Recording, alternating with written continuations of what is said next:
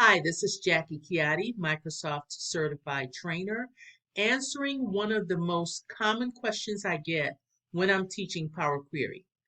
I've been teaching Power Query, I believe, since 2017. And as you know, or you might not know, when you load data into Power Query, typically you're only looking at the first 1,000 rows.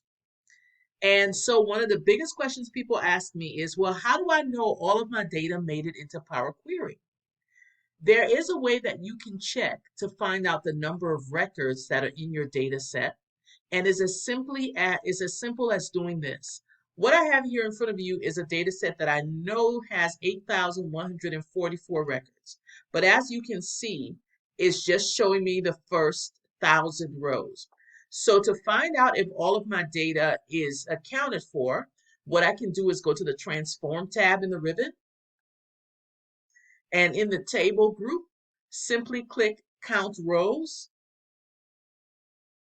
It goes ahead and processes that step and tells me how many rows are in my data set.